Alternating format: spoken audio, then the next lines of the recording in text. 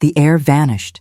It simply evaporated, as if someone had sucked all the oxygen out of the corridor, leaving behind only the cold, metallic, impersonal scent of the 40th floor central air conditioning. I stood there, my back pressed against the silk-lined wall, inches away from the massive oak door of the penthouse office. Outside, the storm lashed against the floor-to-ceiling glass windows, but inside, the silence was almost surgical, broken only by the sound of my own heart hammering against my ribs, a frantic rhythm echoing in my ears. In my hands, I held what I believed to be the passport to the happiest moment of my life. It was a small white plastic stick that I kept hidden inside my blazer sleeve. That insignificant object carried the weight of my future. 2 pink lines, sharp and undeniable. I had rehearsed exactly what I would say in the elevator mirror while riding up 40 floors. I imagined his face lighting up, that charismatic smile that disarmed entire boards of directors, now directed solely at me. I would say, "Will, we did it. We're going to be a family." I felt like the Cinderella of Bristol, the girl who hadn't just got the prince, but who was now carrying the heir to the kingdom. My hand touched the golden doorknob, cold to the touch. I was about to turn it. I was about to walk in and start the rest of my life, but I didn't open the door. My hand froze, because the voice coming from inside wasn't the voice of the man who whispered vows of love in my ear the night before.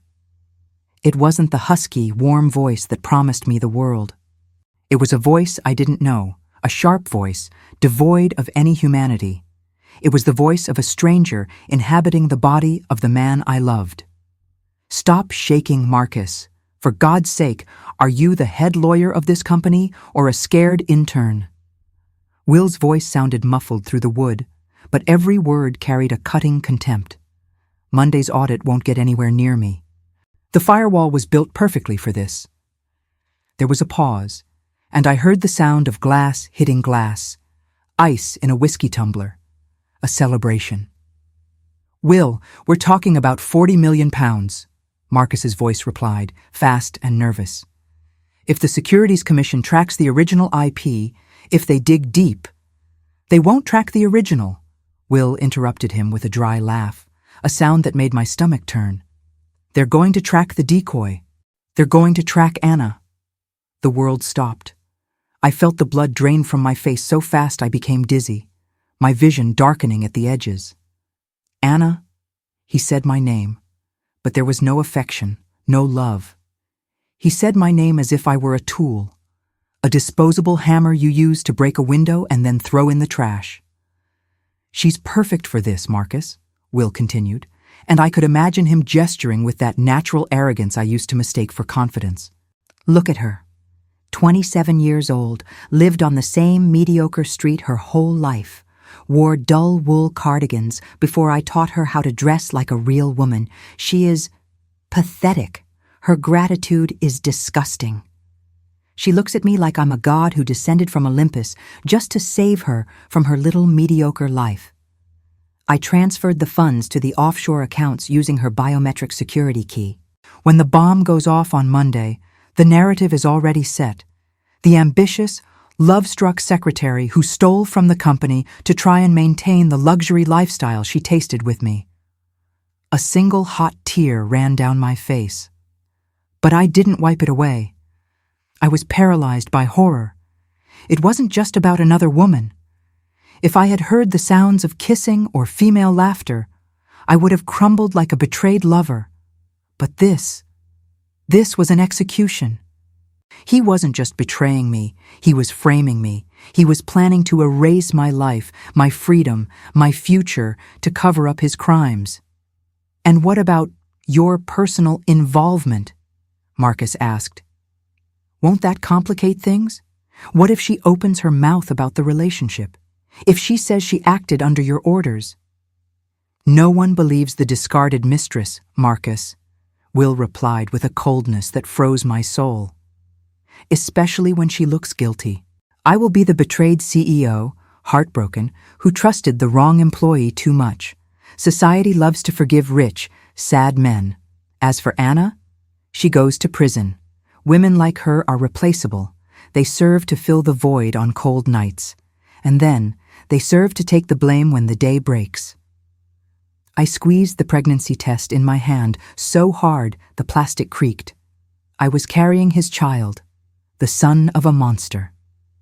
In that moment, something inside me snapped. It wasn't my heart. The heart is a weak, sentimental organ, and I couldn't afford to have one in that moment. What broke was my innocence. The Anna who believed in happy endings died in that dark corridor, suffocated by the cruelty of those words.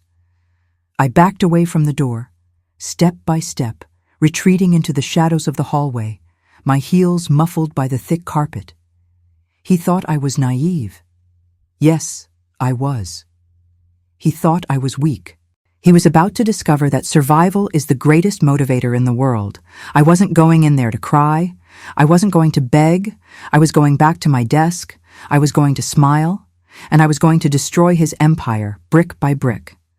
But before I tell you exactly how I dismantled his empire piece by piece, and believe me, the details of the revenge are delicious, I need to know who is in this trench with me.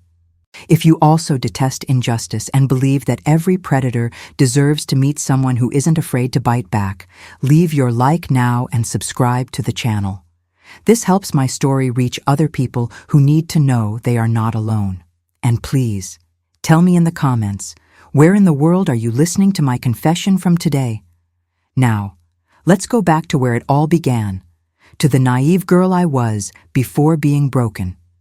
Before telling you how I turned his perfect plan into his own prison, I need you to understand one thing. I wasn't born this vengeful woman. Betrayal has a strange power to reveal who we really are. But for you to comprehend the size of the hatred that was born in me that night, we need to go back. You need to meet the woman I was before Will Sterling laid eyes on me. The woman he called pathetic. Let me take you back to 6 months earlier, to a quiet street in Bristol, where the days were gray and safe. I am Anna, 27 years old. Peculiar. That was the word my mother used with a resigned sigh. Anna, you are very peculiar about your things. While other girls my age wanted to travel the world, go to music festivals, and make glorious mistakes, I wanted to organize my sock drawer by color gradient. I liked order. I found peace in predictability. My bills were paid 3 days before the due date. I had never received a parking ticket. My life was a Swiss watch of comfortable boredom. And there was Jefferson. Ah, Jefferson. We had been together for 7 years. 7 years of dinners at 7:30 p.m. sharp. 7 years of good morning and good night, without much variation in between. Jefferson wasn't a bad man. Far from it. He was just gray. He worked in the same accounting office, at the same desk, doing the same thing, and was perfectly satisfied with that. He was like a pair of old shoes, comfortable but soulless. My family adored him. Hold on to that man, Anna, my aunt would say at Sunday lunches while serving the roast. You aren't exactly the type of woman who attracts crowds. You are peculiar. Jefferson understands you. He tolerates your quirks. Tolerates. That was the word that defined my existence until then. I was tolerated. Not loved with passion, not desired with fervor, just tolerated. And I accepted that. I accepted it because I believed, in the depths of my soul, that safety was the most someone like me could aspire to. I had no great artistic talents. I wasn't a stunning beauty. I was Anna from the cafe. I worked at the Artemis Cafe, serving lattes and organizing the inventory with a precision that irritated my colleagues but kept the manager happy. I thought I would stay there forever, until that rainy Tuesday when I arrived at work and found the doors chained shut. Bankruptcy, no notice, no severance. For the first time in my adult life, the floor disappeared. The panic of instability hit me like a physical punch. Jefferson, in his infinite apathy, just said that night, without taking his eyes off the TV, "Well, look for something at the local market. They always need cashiers." But something in me rebelled in that moment. Maybe it was the fear of becoming exactly the invisible woman my aunt described. Maybe it was a silent scream for something more. It was this panic that made me, in a moment of rare and desperate courage, send my CV to Vanguard Global. It was a position for senior executive secretary. The salary was triple what I earned serving coffee. They asked for fluent English, obsessive organization, and absolute discretion. I had all of that. I sent the file trembling, expecting an automatic rejection. But the call came, and when I walked into that glass and steel building for the first time, I didn't know I was entering the lion's den. I didn't know I was walking straight toward William Sterling, the man who would make Jefferson look like a saint and who would teach me the hardest lesson of my life. The risk I avoided so much was nothing compared to the danger of blindly trusting someone who has everything. The headquarters of Vanguard Global wasn't just an office building. It was a modern temple dedicated to the god of money. I remember vividly standing in the lobby on the day of my interview, gripping the handle of my worn bag until my knuckles turned white. The ceiling was triple height, the walls were smoked glass, and the floor was black marble so polished it reflected my distorted image. A small woman, wearing a gray suit I bought on clearance at a department store, clashing violently with the creatures gliding through there. They were tall women, balanced on stilettos that cost more than my house rent, carrying Italian leather folders and exuding an air of unattainable importance. I felt like an imposter, a fraud about to be discovered and thrown out by the security guards in black suits. I was supposed to be interviewed by the HR director, a balding man with deep dark circles who seemed to analyze my CV like someone reading the label of expired medicine. He sighed at every line, and I was already mentally preparing for the no, rehearsing the consolation speech I would give myself on the bus ride home. But 20 minutes into the lukewarm conversation, the room door burst open. There was no polite knock, no request for permission. The atmosphere of the room, previously sterile and sleepy, was instantly charged with a sudden, almost palpable electricity. William Sterling entered. Until that moment, I had only seen him in business magazines or brief appearances on economic news, always smiling next to ministers or celebrities. In person, his presence was a force of nature. He was 35 years old, but carried an aggressive vitality. He didn't walk to the desk. He occupied the space, with the absolute confidence of someone who owns not just the building, but the time of everyone breathing his air. He wore a navy blue suit cut to measure that seemed molded to his body, without a single wrinkle, without a single imperfection. "Is this her?" he asked, his voice filling the room without even looking at the HR director. His eyes, of an icy, piercing blue, were fixed on me. They were analyst's eyes that seemed to dismantle my defenses and catalog my insecurities in seconds. "Mr. Sterling, this is Anna. We are just reviewing qualifications. She has no experience in corporations of this size," the director stammered, trying to regain control, but Will silenced him with a simple hand gesture without looking away from me. He walked to the desk, picked up my CV, and read in silence for 10 seconds that felt like 10 years.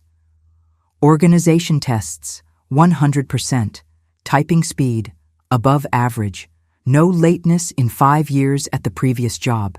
No sick days. Absolute loyalty to a bankrupt neighborhood cafe.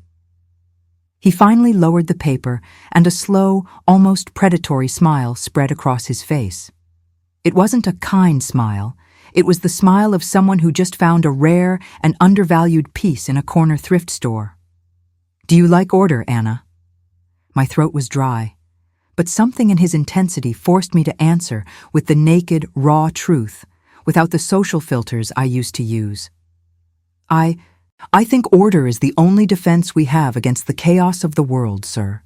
Disorder makes me sick." His smile widened. "Great, because my life is an extremely lucrative chaos, Anna, and I am surrounded by people who want to shine, who want to be visionaries, who want my seat. I don't need another star. I need someone who ensures the stage doesn't collapse while I perform.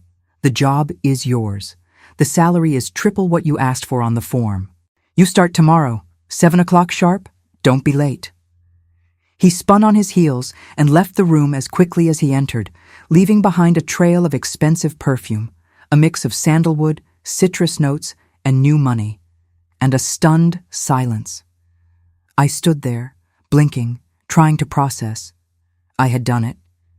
Not because I was brilliant, creative, or extroverted, but because my obsession, my peculiarity that Jefferson merely tolerated, had just been validated by the most powerful man in the city. In the weeks that followed, my life underwent a violent metamorphosis. The first salary landed in my account and looked like a bank error, a number with so many zeros it gave me vertigo. For the first time, I walked into stores where I didn't need to look at the price tag before touching the fabric. I swapped my wool cardigans for sharp-cut blazers.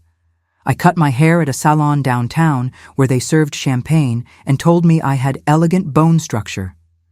But the biggest change wasn't financial, it was gravitational. I began to orbit Will Sterling. The work was exhausting.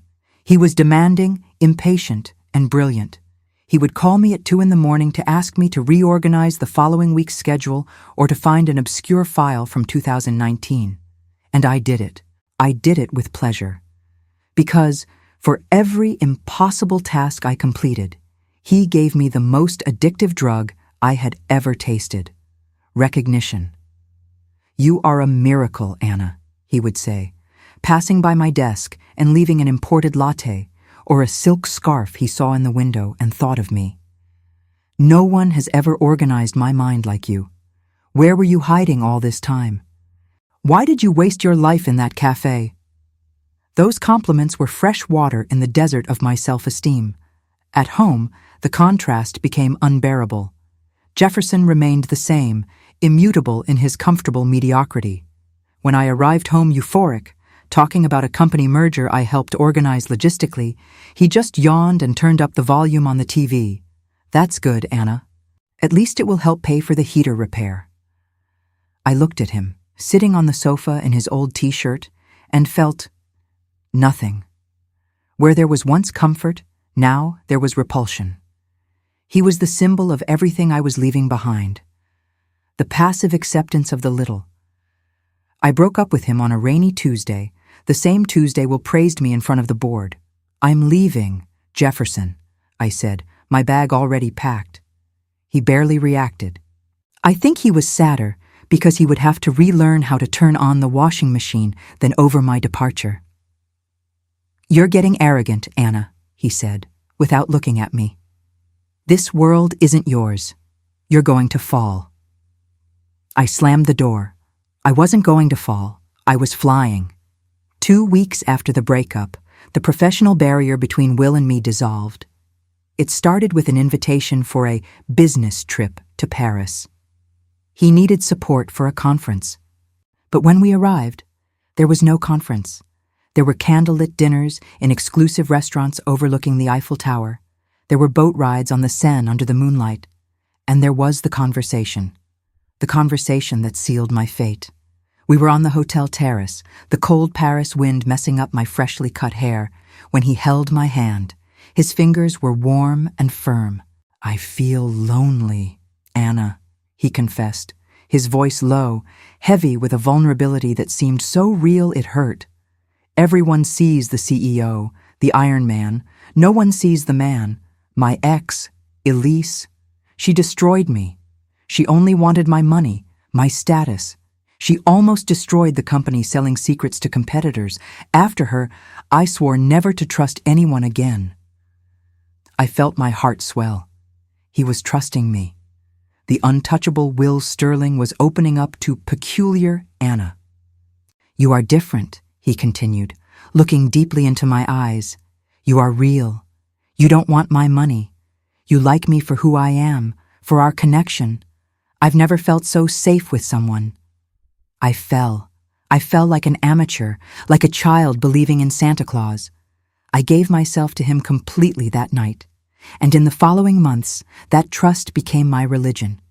I trusted him so much that when he started placing piles of documents on my desk, asking for quick signatures, I didn't even read them. "It's just internal red tape, darling," he would say, kissing my neck while I held the pen. "Authorizations to move funds between projects you manage. I need your digital signature because, technically, you are the administrative manager of these accounts now. It's a promotion. I trust you to take care of this for me. I trust you." The magic words, I signed transfers. I signed account creations. I signed internal audit reports. I put my name, my fingerprint, and my soul on every paper he gave me, believing I was building our empire, our future. I didn't know I was signing my own sentence. I didn't know every signature was a shovel of dirt in the grave he was digging for me. I was living a lucid dream, drunk on love and power, blinded by his light. And it was in this state of ecstasy, 6 months later, that I discovered the pregnancy. I had everything. The man, the job, the money, and now, the baby. It was with this unshakable certainty of happiness that I walked to his office on that stormy night. It was with this certainty that I stopped at the door and heard the truth that shattered my world. I backed away from that door as if it were on fire. My feet moved by instinct, carrying my trembling body back down the dark corridor, away from the voice sentencing my end. I entered the women's bathroom, locked the cubicle door, and before I could process any thought, my body reacted. I fell to my knees on the cold ceramic floor and threw up. It wasn't just morning sickness, it was the physical rejection of reality. My stomach was trying to purge the betrayal, the lies, the image of Will laughing with his lawyer while planning my destruction. I stayed there, gasping, hugging my own body, feeling the bitter taste of bile and the crushing weight of fear. I had a pregnancy test in my pocket and a prison sentence hanging over my head. I was a 27-year-old secretary against a corporate giant. The math of survival said I was already dead. I got up and walked to the sink. The fluorescent light of the mirror was merciless. I looked like a ghost, pale, eyes wide, lipstick slightly smudged. I stared at my reflection and looked for the Anna Will had described. Pathetic Anna. Naive Anna. She was there. I could see the fear in her eyes. I could see the desire to run home, hide under the covers, and wait for the police to knock on the door, crying and saying it was all a mistake. I washed my face with cold water. Once, twice, 3 times. On the 3rd time, when I lifted my head and the water ran down my neck, something strange happened. The fear didn't disappear, but it changed state. It froze. I remembered something my mother used to say about my peculiarity, about my obsessive need for order. Anna doesn't deal well with emotions. She deals with facts. And the facts were, Will Sterling does not love me. He stole millions and put it in my name. The audit starts Monday morning. Today is Thursday night. I had little more than 72 hours. 72 hours before men in suits walked in here to handcuff me. I dried my face with the rough paper towel.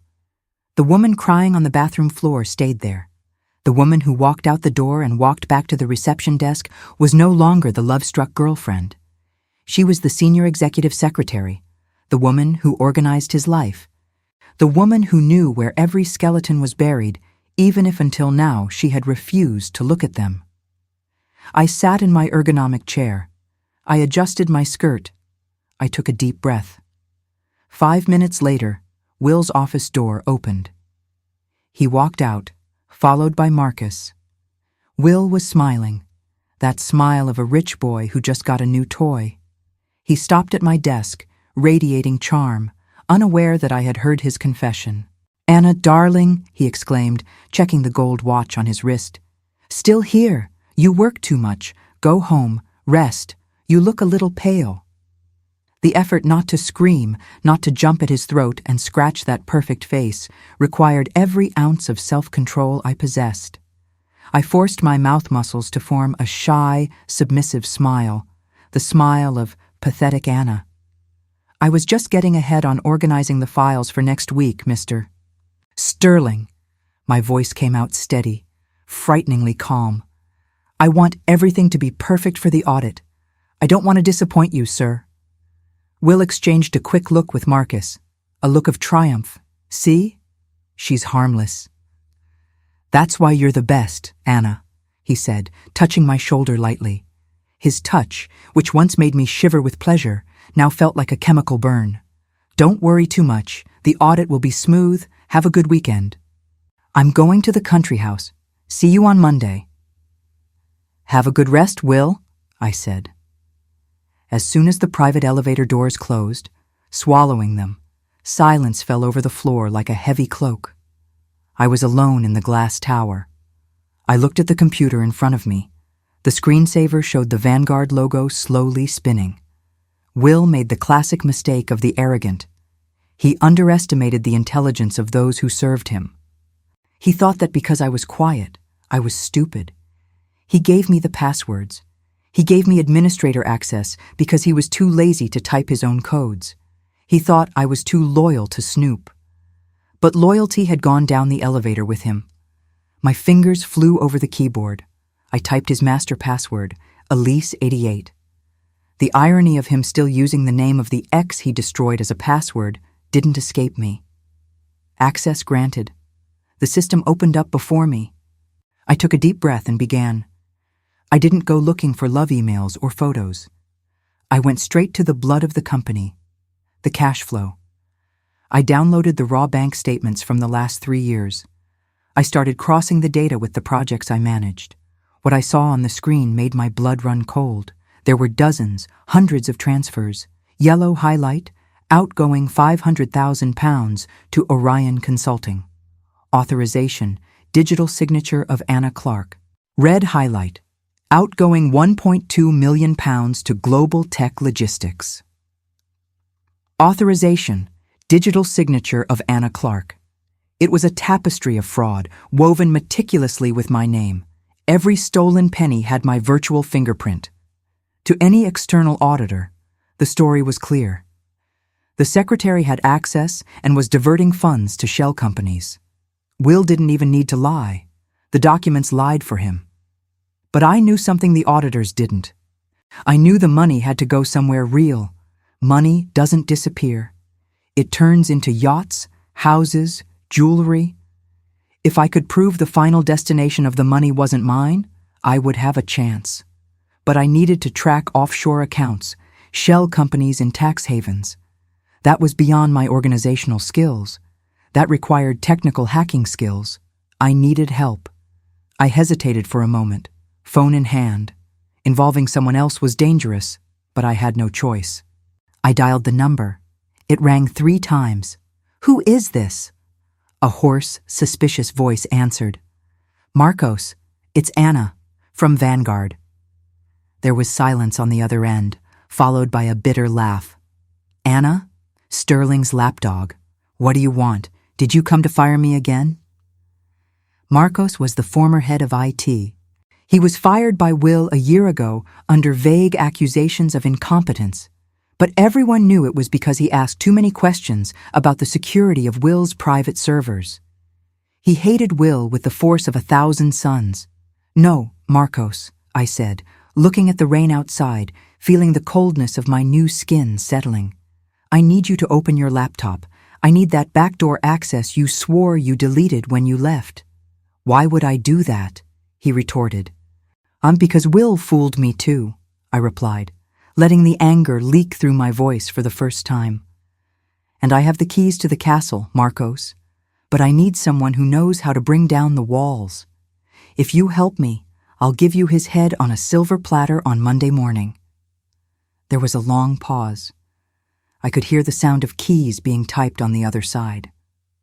I'm listening, he said. The click of the keyboard on the other end of the line was the only sound breaking the sepulchral silence of the office for a long minute. Marcos didn't ask moral questions. He didn't ask if what we were doing was legal.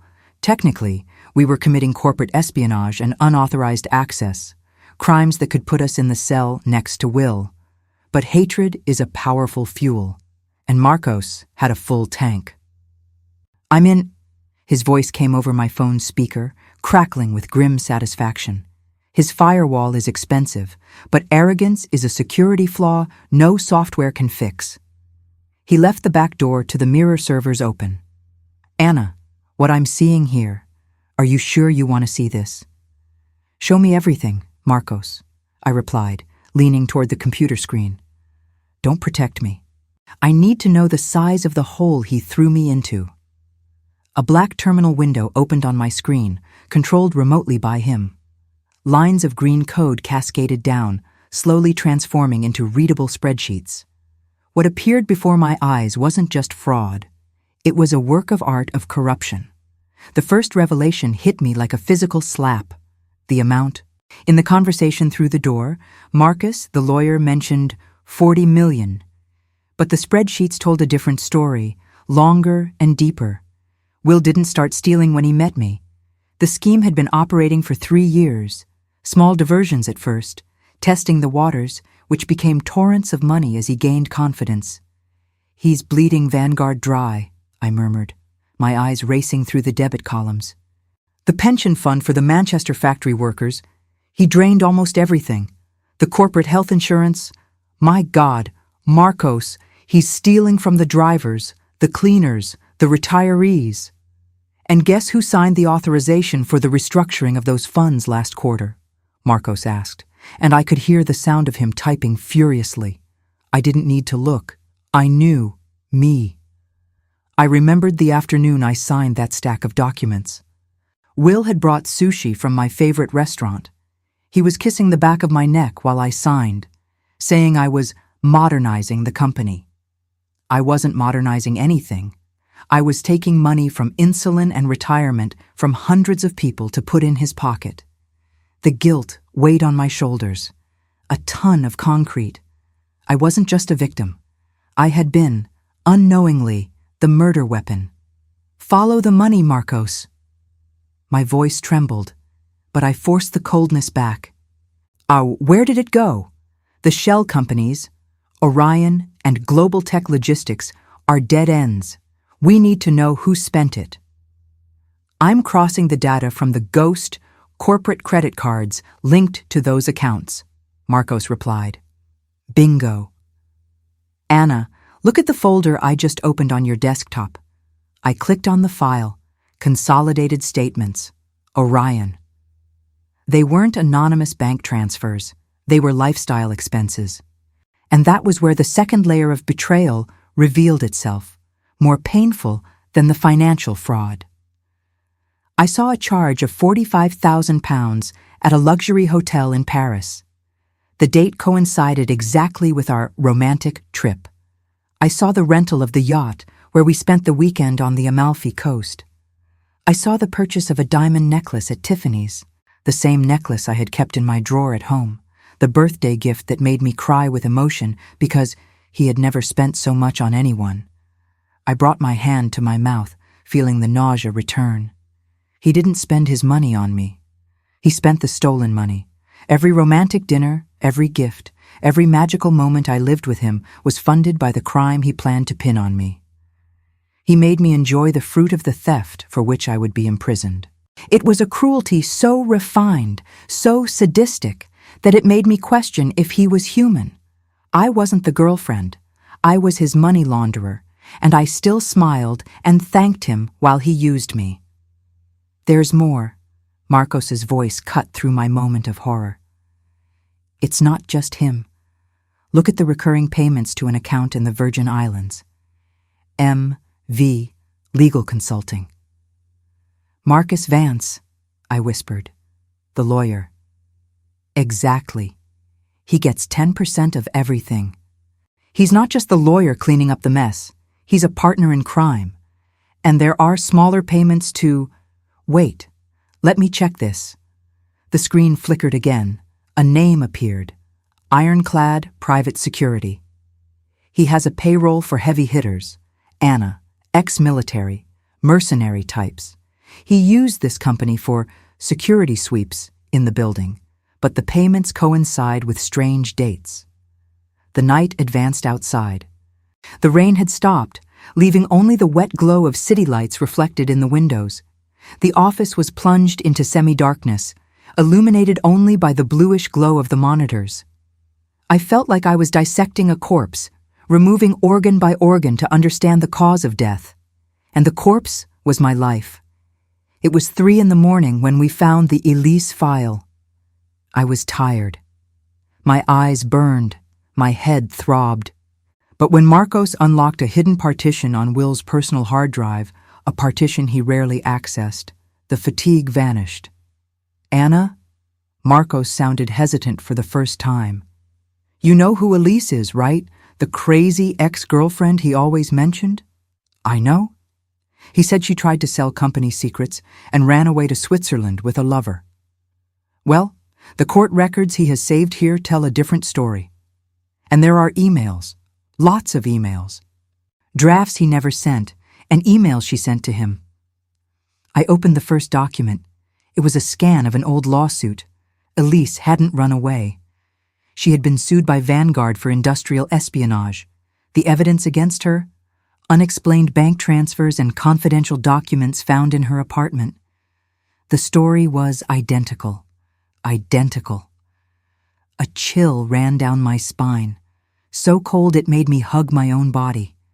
Will wasn't inventing a new plan for me. He was recycling a plan that had already worked. He was a corporate serial killer. Elise was the rough draft. I was the final masterpiece. I read an email from Elise, dated 2 years ago. "Will, please. They took my house. They took my architect's license. I have nothing. I know it was you. I know you needed to cover the hole from that year. But why destroy me? I loved you."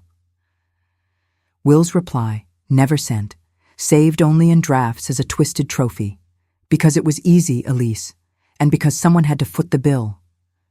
Tears of rage, hot and furious, filled my eyes. I wasn't crying for myself this time.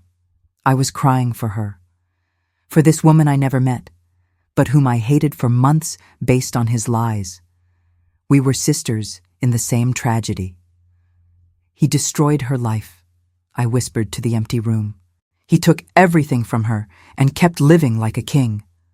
"Anna," Marcos called, his voice urgent. "You need to see the last thing. It's a text message exchange from this afternoon, while you were working." A screenshot appeared. "Will, was the package delivered? Contact? Security?" "Yes, Mr. Sterling, planted in her apartment, under the floorboards in the bedroom, in the false bottom of the closet, $50K in cash, and the fake passports. If she denies authorship of the digital frauds, the police find the escape kit. It's the nail in the coffin." I froze. The air stopped in my lungs. They had broken into my house. While I was here, organizing his schedule, strangers had entered my sanctuary. They had lifted the floor of my bedroom. They had planted the evidence that would guarantee my conviction. I looked at my purse. My house keys were there. But I realized with absolute terror that I no longer had a home. If I went back there, if I stepped into that apartment, the trap would snap shut. The police could arrive at any moment with an anonymous tip. I was cornered, alone in my tormentor's office, pregnant, with 40 million in fraud in my name and physical evidence planted in my house. The sun began to rise on the London horizon, tinging the sky a pale, sickly gray. I couldn't go back. I couldn't run. There was only one possible direction, through. "Marcos," I said, my voice hardening, taking on the texture of steel. "Stop looking for what he did. Let's start planning what we are going to do. Clone the Monday board meeting presentation. I have an idea." The Friday sun rose over London, but it brought no warmth. The gray light entering through the 40th floor windows only illuminated the vastness of my loneliness. I looked down at the streets starting to wake up, at the tiny red buses circling like toys, and I realized the brutal reality of my situation. I was a refugee inside my own life. My apartment had been violated, turned into a crime scene waiting to be discovered. My bank accounts were undoubtedly monitored. I had nowhere to go, But, ironically, the most dangerous place in the world was also the safest, the wolf's own den. Will had gone to his country house in the Cotswolds for the weekend, taking with him the arrogant certainty that I would spend the next few days crying or packing for an escape he would intercept. He would never imagine that small, scared Anna would choose to remain entrenched in the office, sleeping on the leather sofa in the reception area and eating granola bars from the vending machine. "Anna, are you sure about this?" Marcos's voice sounded in my earpiece, loaded with concern and caffeine. It was 10 a.m. on Saturday. The building was empty, except for the cleaning crew passing through the lower floors and the security guards in the lobby, who had no reason to question the presence of the company's most dedicated executive secretary. "I've never been so sure of anything, Marcos," I replied, my eyes fixed on Will's computer screen. I wasn't just sitting in his chair, I was appropriating the throne. Let's review the plan, the board presentation. Monday's presentation was Will's masterpiece, 50 slides designed to dazzle investors, showing record profits and a strategic restructuring, his euphemism for the theft. The file was hosted on the secure server in the boardroom, accessible only by biometrics, his biometrics. "I can't break the encryption of the final file without triggering a silent alarm on his cell phone," Marcos explained, the frustration evident. "If the alarm goes off, he'll know someone is messing with the file. He'll cancel the meeting or delete everything remotely." "We're not going to break the encryption, Marcos. We're not going to hack the file." I spun a pen between my fingers, a nervous tick that now seemed like a gesture of conducting. "And we're going to use my peculiarity. Remember how he always praised my ability to anticipate his needs?" "Where are you going with this?" "Will is lazy. He hates technical problems during presentations. That's why he always asks me to leave a local backup copy saved on the desktop of the boardroom computer in case the network fails. He never checks the copy. He assumes it's identical to the server's." "You want to swap the backup copy?" Marcos began to understand. "Exactly. On Monday, before the meeting starts, I'm going to unplug the main network cable in the boardroom for 10 seconds. The presentation will fail to load from the server, Will is going to get irritated, look at me, and I, the efficient secretary, will say, 'Don't worry, Mr. Sterling. I've already loaded the local copy.' He'll click, and then the show begins." Marcos let out a low laugh, a sound of genuine approval. "That's diabolical, Anna. It's pure social engineering, using his trust against himself. But what are we going to put in this presentation? Spreadsheets are boring.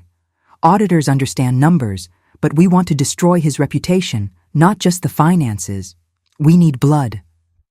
I looked at the ceiling, to the upper left corner of the office, where a small, dark glass dome hid the lens of a security camera. Will was paranoid. He liked to watch his employees, but he also liked to feel untouchable. Remember that camera in the hallway, the one pointed at his door? He told me once that it was deactivated to ensure the privacy of VIP clients. "Standard executive lie," Marcos retorted. "No camera in this building is turned off. They just have the feed redirected to a private server, so regular security doesn't see what the boss does." "Find that server, Marcos. I need the footage from Thursday night, between 7 p.m. and 7:15 p.m. The moment he and the lawyer Marcus were talking at the door. The moment he confessed. The following hours were a blur of silent tension. I walked through the empty office like a ghost. At every noise from the elevator or the ventilation system, my heart raced, thinking it was security coming to get me. But no one came. I was invisible. The woman who served coffee had become part of the furniture, and now the furniture was armed. At 4 p.m. on Saturday, Marcos shouted in my ear, "Found it. The bastard had a NAS server hidden on his own home network, accessible via the office VPN. It records everything. It's his insurance against everyone, but he forgot it's also evidence against him. Anna, the audio is crystal clear." He sent me the file. I clicked play. Will's voice filled the empty office. "She is pathetic. Her gratitude is disgusting. Women like Anna are disposable. Hearing that for the second time didn't hurt. On the contrary, it was like rocket fuel. With every cruel word, my determination hardened. I wasn't the victim of that recording anymore. I was the prosecutor. "It's perfect," I whispered. "Now, let's edit. I want this to go in the middle of the slide about corporate ethics and transparency. I want his voice to interrupt his own speech about moral values." We spent Sunday refining the trap. I ate stale sandwiches from the hallway vending machine and drank cold instant coffee. I didn't shower, just washed my face and tidied up as best I could. My appearance was starting to reflect my inner state, a little wild, tired, but with eyes that shone with a feverish intensity. By Sunday night, the file was ready. The truth video, as Marcos named it. I entered the deserted boardroom. The mahogany table, long and imposing, looked like a coffin waiting for a body. I plugged my flash drive into the main computer, copied the modified file, renamed it to Board Presentation Final V2, deleted the original file from the desktop, unplugged the main network cable behind the rack, leaving it just barely connected, enough to fail with any vibration or heavy data command. It was done. The mine was armed. All Will had to do was step on it. I sat in the CEO's chair, at the head of the table, in the dark. I placed my hand on my belly. The gesture was instinctive, protective. He said, "You would be a problem." I whispered to the tiny life inside me. He said he would solve the problem after I was in prison, but he knows nothing, little one. We are not the problem. We are the solution. I thought of my mother. My family, how shocked they would be. I thought of Jefferson, in his mediocre life. They would never understand what I was about to do. They would say it was dangerous, that I should have run away. But running away doesn't restore honor. Running away doesn't recover stolen time. Peculiar Anna, the Anna who organized socks, had found her true calling. I wasn't just organizing files. I was organizing karma. I slept on the reception sofa for a few restless hours, waking up with the sunrise on Monday, Judgment Day. At 7, I went to the bathroom, redid my makeup, tied my hair in a severe, flawless bun, smoothed my blazer. When the first employees started to arrive, I was already at my desk with a cup of fresh, steaming coffee and the day's agenda open. At 8:30, the private elevator opened. Will stepped out, tanned from the weekend, exuding success and impunity. Marcus, the lawyer, came right behind, carrying a leather briefcase. "Good morning, Anna," Will greeted, radiant.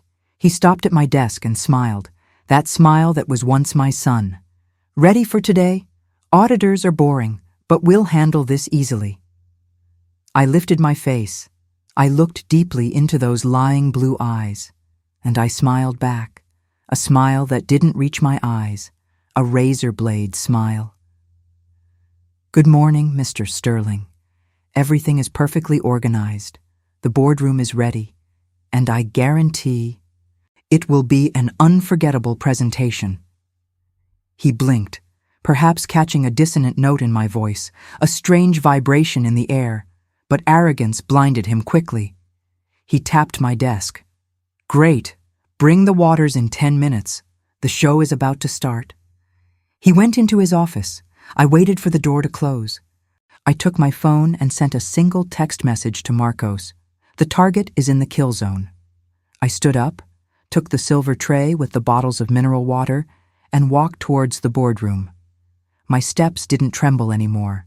I was walking to my own funeral or my rebirth. There was no middle ground. The main boardroom of Vanguard Global was a monument to intimidation. The walls were paneled in dark walnut, absorbing light and sound, creating an atmosphere of secrecy and gravity. In the center, the 12-meter oval table looked like a landing strip for inflated egos. Around it, sitting in leather chairs that cost more than a common worker's car, were the 12 board members. They were men and women with impassive faces, dressed in shades of gray and blue, talking in low voices, checking their tablets and phones, oblivious to the storm that was about to break over their heads. I entered the room like a shadow, holding the silver tray with the bottles of imported mineral water. The sound of my steps was muffled by the thick carpet. To them, I was invisible. I was the help. I was the hand serving water, not a person with dreams, fears, or a mind capable of bringing them down. That invisibility, which had hurt me so many times in the past, was now my armor. I placed a bottle in front of Mr. Henderson, the chairman of the board, an elderly man with hawk eyes who didn't even deign to lift his head. I served Mrs. Vance, an icy investor who just pushed the glass away impatiently. I circled the table, feeling the tension vibrate in the air, but my pulse was steady. Every bottle I placed on the table was like a chess piece being positioned for checkmate. Will was at the head of the table, standing, radiating that magnetic confidence that made people want to agree with him before he even opened his mouth. He adjusted his cufflinks, exchanged a conspiratorial look with Marcus, who was sitting to his right, and cleared his throat. The silence in the room was instantaneous. "Gentlemen, ladies," Will's voice was velvet and steel. "Thank you for coming on such short notice. I know today's agenda was supposed to be about the Asian expansion and the quarterly results, which, I might add, are exceptional. But unfortunately, leadership demands transparency, even when the truth is painful." I withdrew to the corner of the room, near the door, where the lighting and projector control station was. I clasped my hands in front of my body, assuming my posture of attentive and submissive secretary. My heart beat in a slow, heavy rhythm, like a war drum. It's about to start. "Before we present the numbers," Will continued, his expression changing to a mask of sadness and deep disappointment, "I have the unhappy duty to inform the board about a serious internal security breach we discovered last Thursday." A murmur ran through the table. The external auditors, sitting at the other end, straightened their backs, smelling blood. "A preliminary audit detected substantial diversions in our operating accounts," Will said, walking slowly around the room, dominating the space. "We are talking about approximately £40 million over 3 years. The shock was palpable. Mr. Henderson took off his glasses. "40 million. How did this go unnoticed, William?" "Sophistication, Mr. Henderson," Marcus intervened, with his unctuous lawyer voice. "The fraud was executed from the inside by someone with high-level administrative access, someone William trusted blindly to manage the daily cash flow." I felt the gazes start to turn, first one, then another, until 12 pairs of eyes were fixed on me. Will stopped walking. He turned slowly, looking at me with an expression of betrayed pain that deserved an Oscar. "I gave her the keys to my kingdom," Will said softly. "I believed in her competence and loyalty. Unfortunately, it seems ambition spoke louder. We have access logs, digital signatures, and IP tracking that link all irregular transactions directly to the workstation of my executive secretary, Miss Anna Clark." The air left the room. I felt the weight of the accusation crushing my shoulders, but I didn't move. I let them see what they expected to see, a small, scared woman caught in the act. I widened my eyes slightly. I let my lower lip tremble. "Mr. Sterling." My voice came out as a strangled whisper. I don't understand." "Please, Anna," Will cut in, his voice hardening. "Don't insult the intelligence of this board. The police have already been notified. They are on their way to your apartment now to recover the assets that, according to our intelligence, you have hidden there." Marcus opened his briefcase and took out a stack of papers. "We have here the preliminary evidence. Statements transferred to offshore accounts in Miss Clark's name. The company acted fast to contain the damage, gentlemen.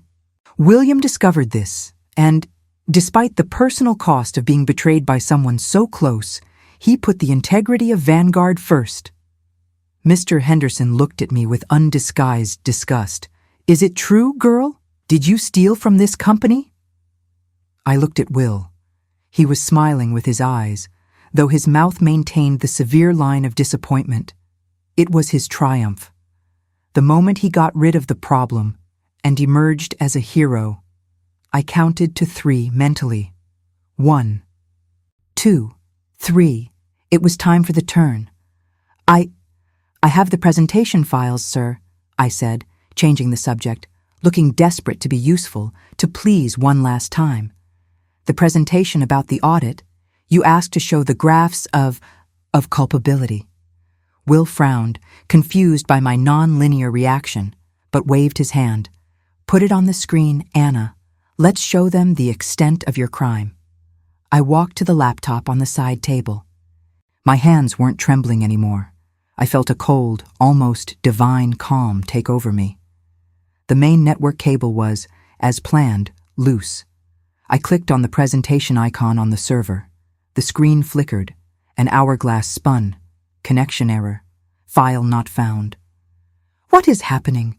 Will hissed, impatient. I don't have all day.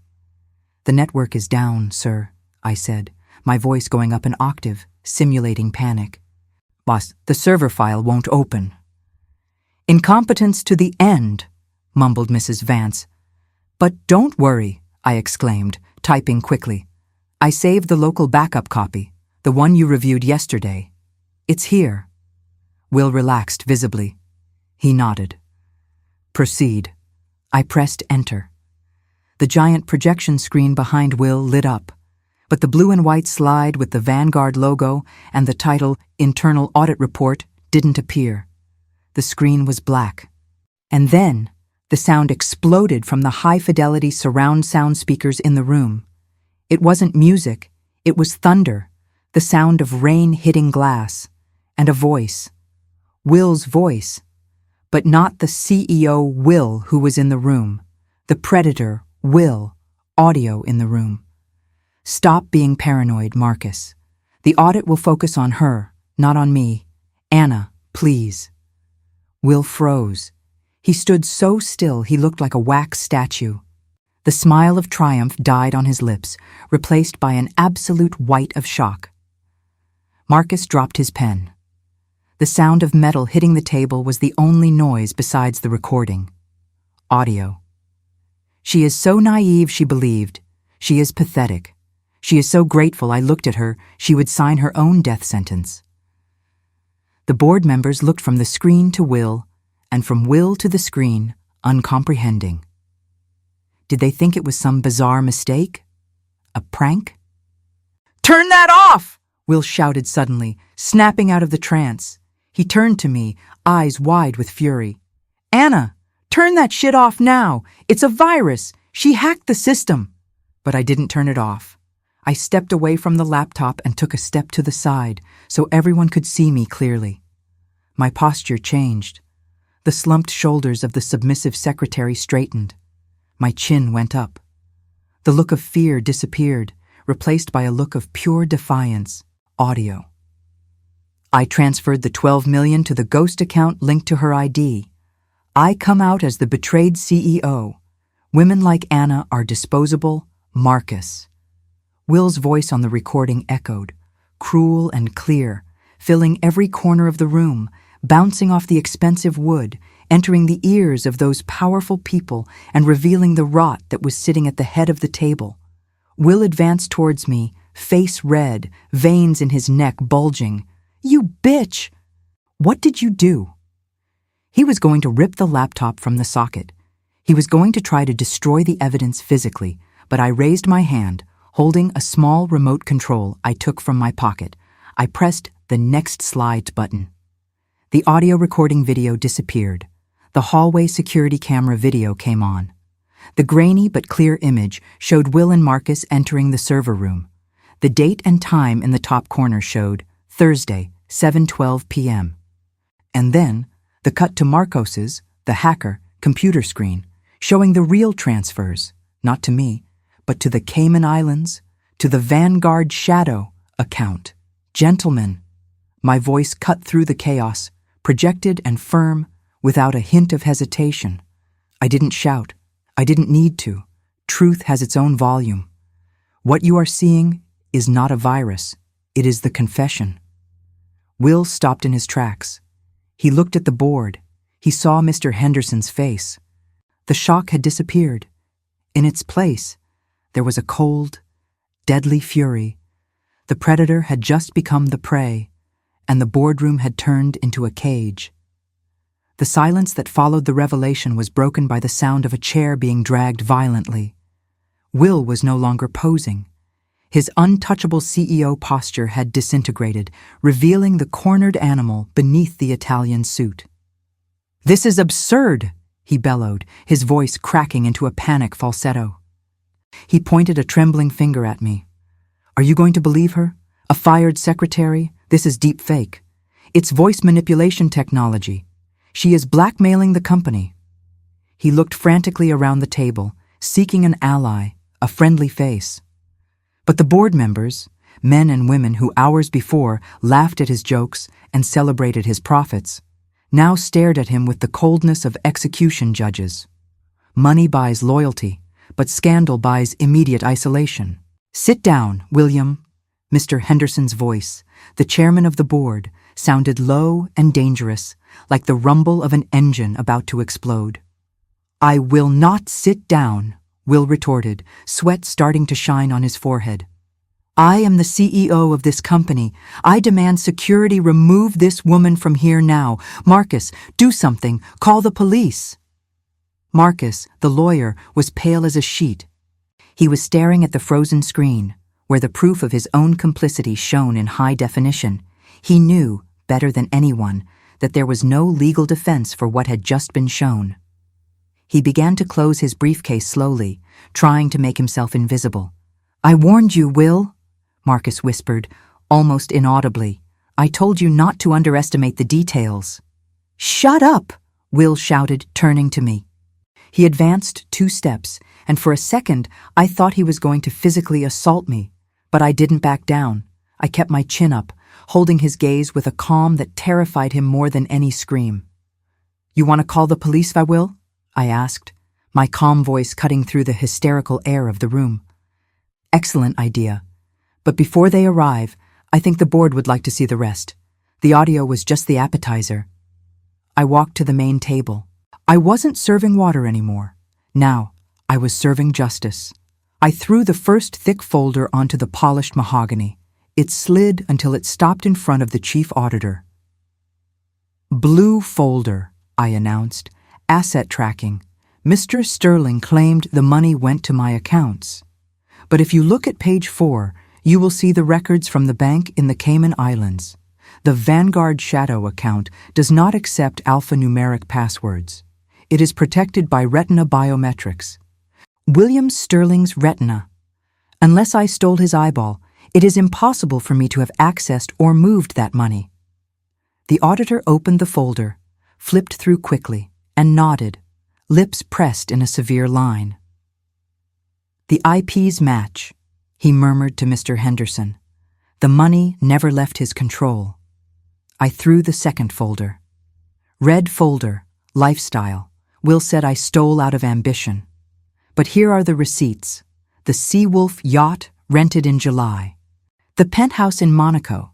The Tiffany's jewelry, all paid for with the ghost corporate card he claimed was destroyed in 2022.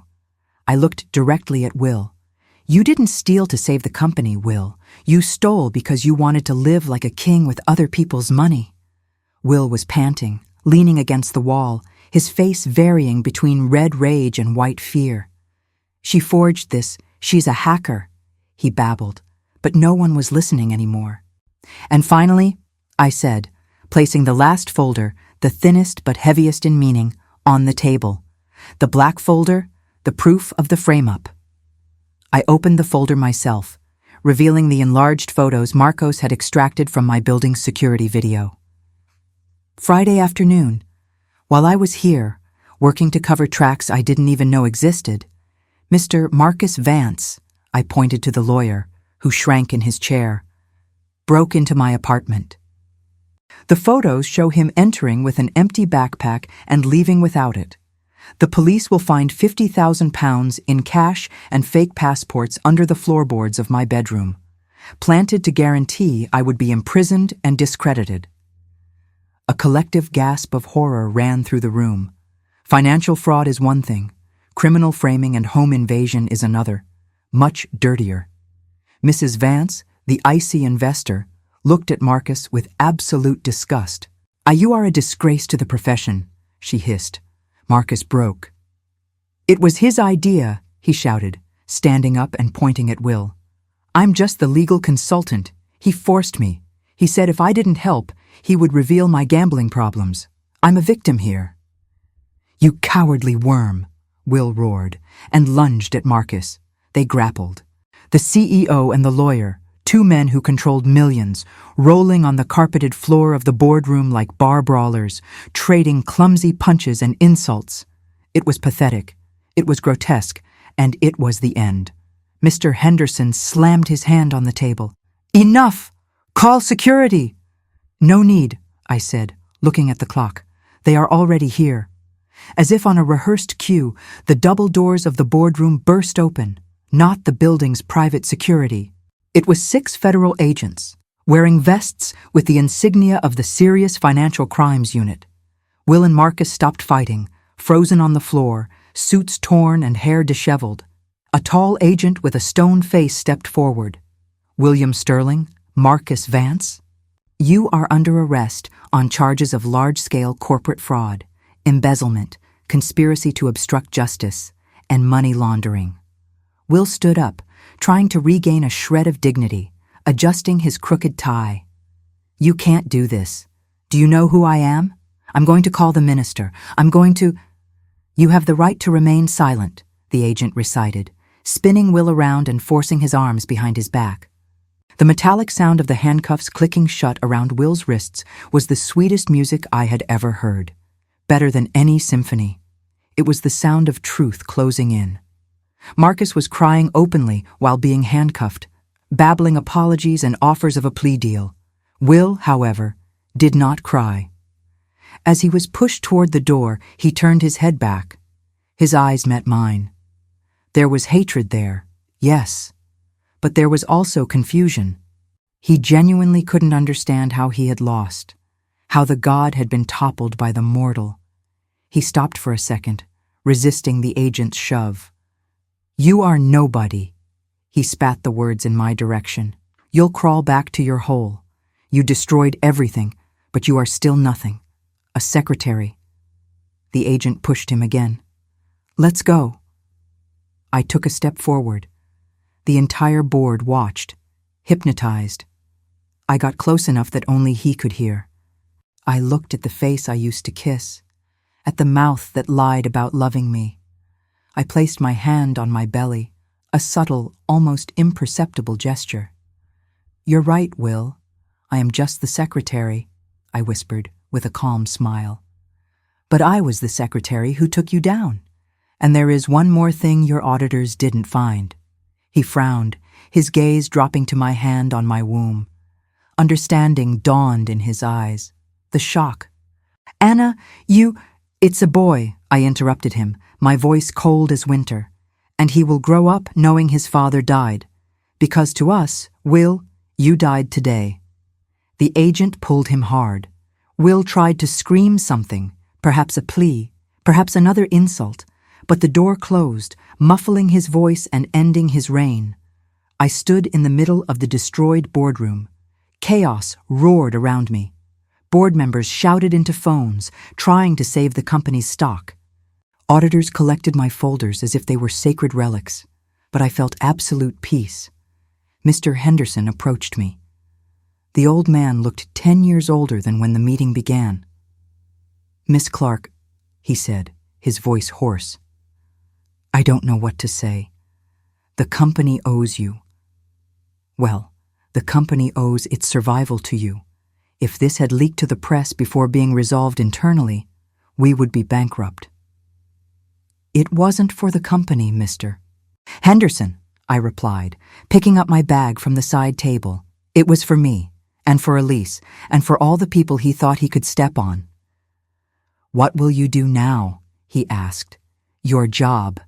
Obviously, we will guarantee your position. You can have any role you want. I looked at that room, at the view of London through the glass, at the empty chair at the head of the table. I had won. I had proved my worth in the most brutal way possible. But I didn't belong to that place anymore. The Anna who wanted to please, the Anna who wanted to be accepted in that world of sharks, had fulfilled her purpose. No, thank you, I said. I have a son to raise, and I have a new life to organize. I walked toward the exit. No one tried to stop me. For the first time in my entire life, as I passed the rows of shocked employees in the hallway, I didn't feel peculiar. I didn't feel invisible. I felt dangerous. And my God, it felt good. Leaving the Vanguard Global building that Monday morning was like emerging from a shipwreck and breathing fresh air for the first time in years. The lobby, usually a temple of reverent silence, was in an uproar. Police officers were entering and leaving. Employees were crying in groups. Phones were ringing incessantly with no one answering. I passed through the revolving glass doors, ignoring the chaos, and stepped onto the cold London pavement. The rain had stopped, but the sky remained gray, a mirror of the turbulence I was leaving behind. I leaned against the stone wall of the building, feeling my legs finally give way. The adrenaline that had sustained me for 72 hours was draining away, leaving behind a deep, bone-deep exhaustion. I was shaking, not from fear, but from relief. The monster was caged. My phone vibrated in my blazer pocket. It was Marcos. Did you see the news? His voice was euphoric. Stocks dropped 15% in 10 minutes. It's on every channel. Vanguard CEO arrested in dramatic operation. Anna, you didn't just take him down, you imploded him. It's over, Marcos, I asked, closing my eyes, needing to hear someone confirm it. His part is over. Ours is just beginning. The prosecutor's office will want to talk to you. And the press? Well, get ready. You are the star of the show now. He was right. The following weeks were a dizzying blur of testimonies, cold interrogation rooms, and camera flashes. I was taken to a safe hotel by the federal police under the pretext of witness protection, while they swept my apartment for the evidence planted by Marcus Vance. When they found the cash and passports exactly where I said they would be, the last piece of the puzzle fit. Will's narrative that I was the criminal mastermind crumbled before it was even built. But the real battle wasn't in the interrogation rooms. It was internal. I had to sit before skeptical prosecutors and dissect my love life. I had to hand over intimate emails, text messages, vacation photos. I had to admit, to strangers in suits taking notes on yellow pads, just how blind I had been. So, Miss Clark, asked a senior prosecutor, a graying man with a paternal look, you signed transfers of millions of pounds because... He asked. Because I loved him, I replied, holding his gaze. There was no shame in my voice, only the naked truth. And because he built a world where saying no felt like a betrayal. He didn't use weapons. He used affection. It is a much more efficient tool to disarm someone like me. The prosecutor nodded, closing the file. That is exactly what we will argue in court. Psychological coercion and systematic fraud. You are our star witness, Anna. Without you, he would get 5 years in a white-collar prison and come out to play golf. With your testimony and the files you gave us, we will lock him up until he forgets the color of money. In the middle of this hurricane, there was one meeting I needed to have, a meeting that wasn't in the case files, but was vital for my soul. Elise. I got her contact through the recovered files. She lived in a small apartment in Manchester, working as a freelance drafter under her maiden name, trying to rebuild the shards Will had left behind. I arranged a meeting in a neutral cafe, far from the journalists. When she walked in, I recognized her immediately, not by the photos, but by her posture. She walked with slumped shoulders, defensive, like someone expecting a blow at any moment. She was pretty, but there was a permanent shadow in her brown eyes. When she saw me, she stopped. She hesitated. I stood up. "Elise," I called softly. She approached, sitting on the edge of the chair, ready to bolt. "You're Anna, the woman who did what I couldn't." "I'm the woman who was lucky enough to find your drafts, Elise," I corrected, pushing a thick folder across the table toward her. "This is for you." She looked at the folder with suspicion. "What is this?" "The proof of your innocence," I said. "Original documents Will hid.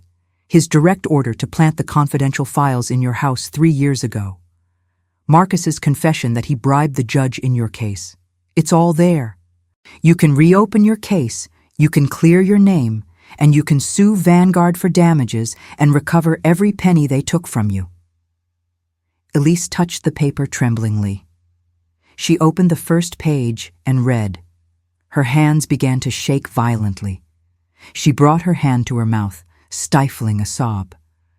"I thought I was crazy," she whispered, tears falling freely onto the wooden table. "For years, I thought maybe I had made a mistake, that maybe I deserved it." "He made me doubt my own sanity, Anna. That's what they do," I said, reaching out and holding her hand. Her skin was cold, but she squeezed mine hard. "They make us feel small so they can feel big. But he isn't big, Elise. He's just a thief in an expensive suit, and now he's a prisoner." We sat there for hours, 2 women united by the same scar, talking not as victims, but as survivors. She told me how Will seduced her, using the same tactics, the same words, the same gifts. It was a script. We were interchangeable actresses in his narcissistic play. By the end of the meeting, Elise looked lighter. The shadow in her eyes hadn't disappeared, but it had diminished. "Thank you," she said, hugging the folder against her chest like a shield. "You saved my life, Anna." "We saved each other," I replied. When I returned to the hotel that night, I felt the baby kick for the first time, a subtle movement, like a butterfly's wing in my womb. I stood in the middle of the room, hand on my belly, smiling alone. Will was in a remand cell, denied bail, awaiting trial. His empire was in flames. I was alone, pregnant, homeless, and unemployed. And yet, I had never felt so rich. But the war wasn't over yet. The trial was approaching. Will hired the best defense team money, which he still had hidden somewhere, could buy. They were going to try to destroy me in court. They were going to try to paint the picture of the vengeful and unstable mistress. They thought peculiar Anna would crack under pressure. Little did they know I was just warming up. I had organized his fall. Now, I was going to organize his sentence. I received a call from the prosecutor the week before the trial began. "Anna, the defense is going to play dirty," he warned. "They're going to bring your ex-boyfriend, Jefferson, to testify. They're going to try to prove you have a history of emotional instability." I laughed, a genuine, calm laugh. "Let them bring Jefferson," I said. "Let them bring whoever they want. Truth has a stubborn quality. Prosecutor, it doesn't change, no matter how much they scream at it. I'll be there on Monday. And I'll wear my best dress." The stage was set for the final act. The court would be the arena where the secretary and the CEO would meet for the last time. And I didn't intend to leave there without seeing the handcuffs exchanged for permanent chains. The Central Criminal Court of London, the famous Old Bailey, is a place designed to intimidate. With its grey stone walls and the statue of justice holding the scales at the top, it screams authority and history. But as I walked down the corridor, crowded with reporters that Monday morning, 6 months after Will's arrest, the building didn't look like a sacred temple to me. It seemed like just another office that needed organizing, and I was there to file William Sterling away once and for all.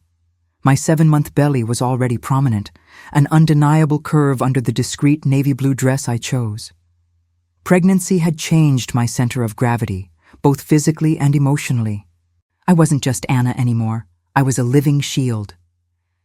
Camera flashes popped like fireworks as I got out of the car, but I didn't lower my head. I stared into the lenses, I let them see the woman they called the Cinderella of crime in the tabloids. They wanted a villain or a victim. I wouldn't give them either. I would give them the truth. Inside the courtroom, the air was heavy, smelling of old varnish, dust, and nervousness. The gallery was packed. Investors who lost money, former employees, morbid curiosity seekers, and there he was. Will was sitting in the dock, protected by bulletproof glass. 6 months of remand had taken their toll. The yacht tan was gone, replaced by a pasty pallor. His hair, once impeccably cut, was a little longer and disheveled. But the arrogance was still there, lodged in his eyes like an incurable disease. When he saw me enter, he adjusted his tie and smiled. A thin, cold smile of someone who still believes he has an ace up his sleeve. The trial was a trench war.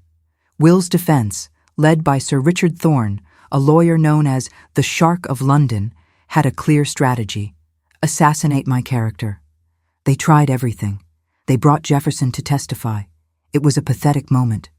Jefferson took the stand, looking uncomfortable in his cheap suit, and said I was obsessive with details and emotionally distant. Thorne tried to twist my need for order into a trait of calculating psychopathy. She organized socks by color. Ladies and gentlemen of the jury, Thorne thundered, pacing back and forth. A mind capable of such minute control over the domestic is certainly capable of orchestrating a complex accounting fraud. She wasn't the victim, she was the architect. Mr. Sterling, a busy and visionary man, was merely the naive instrument in the hands of this Machiavellian secretary. Will nodded solemnly, playing the role of the betrayed visionary. But then it was my turn to testify. I took the stand, the oath, the Bible, the hard chair. Thorne came at me like a predator smelling blood. "Miss Clark," he began, voice soft, dangerous. "Do you admit you had all of Mr. Sterling's passwords?" "Yes." "Do you admit your digital signature is on all the fraudulent transfers?" "Yes." "And do you admit you were pregnant and Mr. Sterling didn't want to make a commitment? Doesn't that give you a perfect motive for revenge? To destroy his life and keep the money?" The room held its breath. It was the fatal attraction narrative, the rejected woman who burns down the house. I looked at Thorne, then I looked at the jury. 12 ordinary people, a teacher, a nurse, a bus driver. People who knew what it was to trust someone and be deceived. "Mr. Thorne," my voice came out calm, clear, without a tremor. "I didn't destroy his life because he didn't want my baby. I reported him because I discovered that the money he used to buy my silence and my affection was stolen from the pensions of people like the jurors here. I had the passwords, yes. I organized his life, yes. But there is a fundamental difference between organizing and stealing." I leaned forward, speaking directly to Will through the glass. "I organized his schedules, I organized his trips, but I never organized his morals. The greed, Mr. Thorne, is not something a secretary can file away. The greed was all his, and as for revenge..." I placed my hand on my belly. "I am not here for revenge. I am here for a cleanup. And Mr. Sterling is the dirt that needs to be removed." Thorne tried to interrupt me, tried to confuse me with dates and technical terms, but I had the files memorized. I had memorized every transaction. I corrected the defense attorney 3 times regarding account numbers. With every correction, the image of the crazy woman dissolved and the image of the competent witness solidified. The final blow came with the presentation of the audio, the one I played in the boardroom. When Will's voice echoed in the courtroom, "She is pathetic. Women like Anna are disposable." I saw the jurors look away from him. No one likes being fooled, but everyone hates a bully. The casual cruelty in his voice was the nail in the coffin. The verdict came 3 days later. The jury entered. The foreman, a middle-aged man with thick glasses, didn't look at Will. That is always the sign. In the case of the Crown versus William James Sterling, How do you find on the first count of corporate fraud? Guilty. On the count of money laundering? Guilty. On the count of conspiracy to obstruct justice? Guilty. A murmur swept the courtroom. Will closed his eyes. For the first time, I saw the mask fall completely. He didn't look like a CEO anymore. He looked like a child who broke a valuable vase and knows the spanking is going to hurt. The sentence was delivered 2 weeks later by Judge Harrington, a man known for his severity with white-collar crimes. The room was in absolute silence. "William Sterling," the judge began, adjusting his glasses, "you were born with privileges that most people in this room will never dream of having. You had education, opportunities, and power, and you chose to use all of that to prey on those who trusted you. Your arrogance was such that you tried to frame an innocent woman, the mother of your child, to save your own skin." Will tried to speak, but the judge banged the gavel. "I don't want to hear your excuses. Society is tired of men like you, who believe the rules only apply to the poor. I sentence you to 25 years in prison in a closed regime. No possibility of parole before 15 years served. Furthermore, I order the total confiscation of your assets for the reimbursement of the victims." 25 years. He would go in at 35. He would come out, if he was lucky, at 50. His youth, his vitality, the playboy life, it was all over. Marcus Vance, the lawyer, received 15 years and had his license permanently revoked. He cried as he was taken away. When the guards handcuffed Will to take him away, he stopped. He looked for me in the gallery. Our gazes met. I expected to see hate, but what I saw was something much more satisfying: fear. He looked at my belly, then at my eyes. I didn't smile. I didn't wave. I just observed him with the clinical coldness of a coroner examining a corpse. I mouthed, soundlessly, "It's over."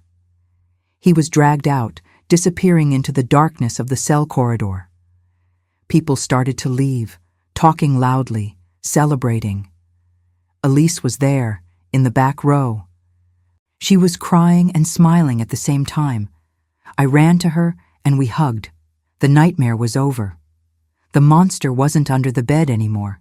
He was locked in a 2 by 3 meter cell.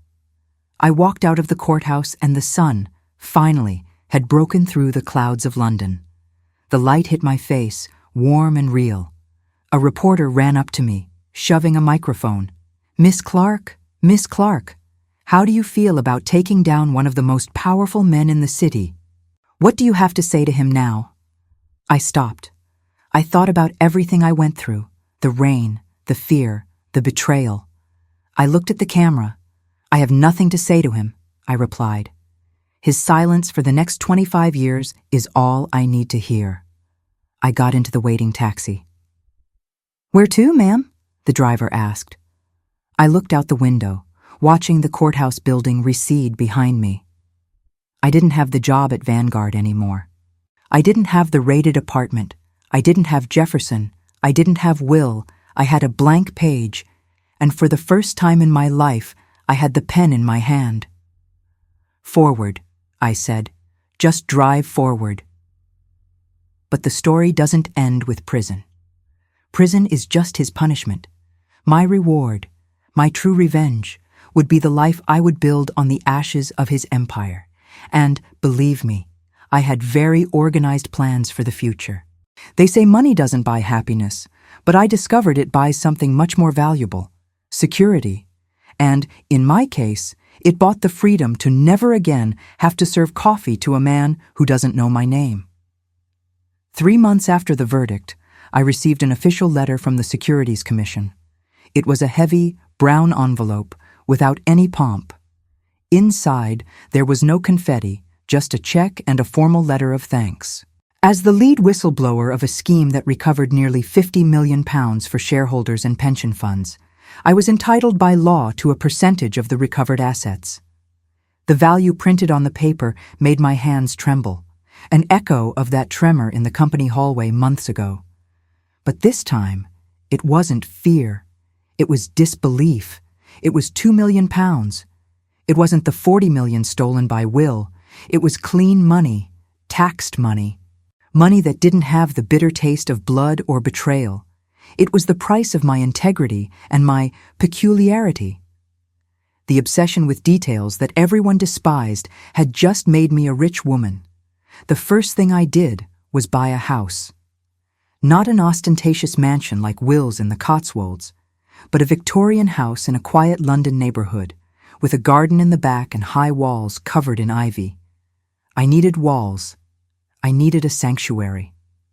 I furnished a room for the baby in shades of yellow and gray, far from the traditional blue and pink. I wanted neutrality. I wanted peace. And then Leo arrived. The labor was long and difficult, a physical battle that reminded me that, no matter how much I had won in court, biology still had its own rules. But I wasn't alone.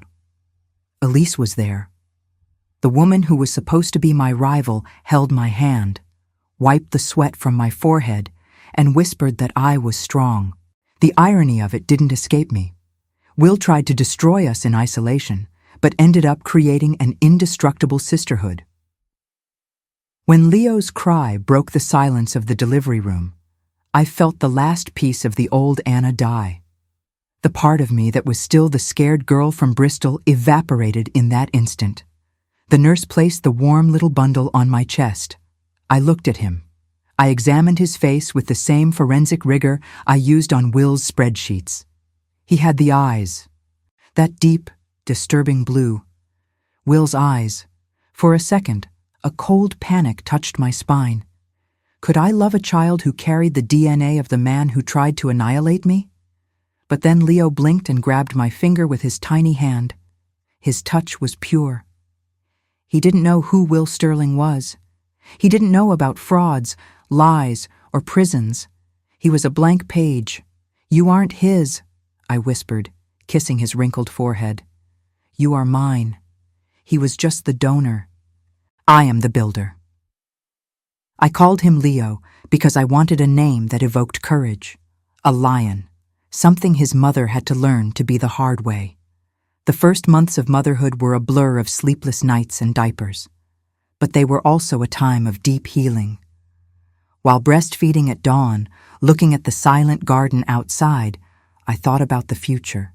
I had enough money to never work again. I could live off investments, raise Leo, travel, be one of those mothers who do yoga at 10 a.m. and have brunch. But inertia scared me. The organized Anna inside me, the strategist who took down a giant, was bored. I had discovered a latent talent during the war against Will. I wasn't just good at organizing schedules. I was good at finding patterns in chaos. I had a nose for lies that had been sharpened by pain. Elise came to visit me on a Tuesday afternoon, bringing gifts for Leo. She looked like a different woman. She had cut her hair, gained healthy weight, and was working at a large architecture firm, having recovered her license and her reputation. "Did you see the paper?" she asked, while we drank tea in my sunlit kitchen. "I avoid it," I replied, "unless it's the crossword section." "Will tried to appeal the sentence," she said, her voice tense. His new lawyer claimed procedural defect. I paused with the cup halfway to my mouth. I felt my pulse quicken, but it wasn't fear. It was a hunting instinct. "And denied," Elise smiled, a wide and wild smile. "The judge said the evidence was irrefutable and meticulously documented. He's going to rot in there, Anna." I took a deep breath, the air entering sweet in my lungs. Great. But that makes me think, Elise. About what? About how many other Annas and Elises are out there. I looked at the pile of mail on the counter. Since the trial, I received letters, dozens of them, women, and even some men who saw my story and wrote asking for advice. My partner is hiding money. My husband made me sign documents I don't understand. My boss is coercing me. I read them, but I didn't reply. I thought it wasn't my problem. But now, with Leo in my lap and the news of the denied appeal, I realized something. I had destroyed a predator, but the forest was full of them. Do you remember how we felt? I asked Elise. The helplessness, the feeling that they were too big to fall. Every day, she replied. I have money, Elise. I have time. And I have a very specific skill. I know how they think. I know where they hide things. And I know how to make it hurt. Elise tilted her head, curious. What are you planning, Anna? I got up and went to the kitchen drawer. I took out a new notebook, black cover. I opened to the first page and wrote 2 words at the top, Sterling and Shield. I crossed out Sterling with a strong red line. I wrote underneath, A.C. Consulting, Anna Clark. I'm not going to retire, I said, feeling the familiar adrenaline return, that cold clarity I had the night I hacked Will's files. I'm going to open a firm. Forensic audit focused on asset protection and fraud detection in abusive and corporate relationships. I'm going to help women find the money their husbands hide. I'm going to help employees prove their bosses are stealing. Elise looked at the notebook, then at me. Are you serious? That's dangerous. Living in fear is dangerous, I replied. Living in ignorance is dangerous. Hunting monsters, that's just necessary organization. Elise smiled slowly. You're going to need someone to design the office, and maybe someone to help analyze blueprints and hidden properties. Architects are good at finding hidden spaces. I extended my hand to her. Partner? She shook my hand. Partner. That night, while rocking Leo, I looked at the reflection in the window. The soft mother was there, but behind her, there was the shadow of the warrior. I hadn't just survived Will Sterling, I had evolved from him. He was the fire that burned the forest, but I was the seed that needed that extreme heat to germinate. The personal revenge was over. The professional crusade was just beginning. Time has a curious way of healing wounds. It doesn't erase the mark, but it hardens the skin around it. 2 years have passed since I saw the prison doors close behind Will Sterling. 2 years since the court decreed the end of my nightmare and the beginning of my life. If you walked into the second floor of a renovated brick building in Clerkenwell today, you wouldn't find the cold, intimidating glass of Vanguard Global. You wouldn't see black marble or receptionists who look like runway models. Instead, you would see a discreet bronze plaque on the door. Clark & Vance, Forensic Consulting and Asset Protection. The office smells of fresh coffee and old paper. It is a space of warm tones, natural wood, and, of course, impeccable organization. My shelves aren't just decorative. They are files categorized by color, date, and type of infraction. My peculiarity, that obsessive need for order that was once a joke, is now the backbone of a thriving business. I was sitting in my office, reviewing a report on a pyramid scheme disguised as a tech startup, when the door opened.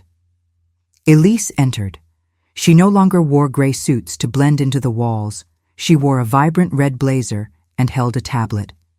Anna, the 2 p.m. client is here, Elise said, with a serious glint in her eyes. It's the investment banker divorce case. She is how we were. I nodded, closing the file on my desk. Send her in. The woman who entered my office seemed to carry the weight of the world on her thin shoulders. Sarah, 25 years old, eyes swollen from crying all night, hands twisting a tissue until it turned to dust. She sat in the chair across from me as if apologizing for taking up space. Mrs. Clark, she began, her voice trembling, they told me you work miracles. My husband. He is a senior partner at a firm in the city. He asked for a divorce last week. He says we are bankrupt, says he made bad investments and that, if we separate, I leave with debts, not a share of assets. But, she hesitated, looking at the floor. But you saw the new watches, I completed softly. You saw the high business trips that last the whole weekend. You saw the new car parked in the company garage. Sarah looked up, surprised.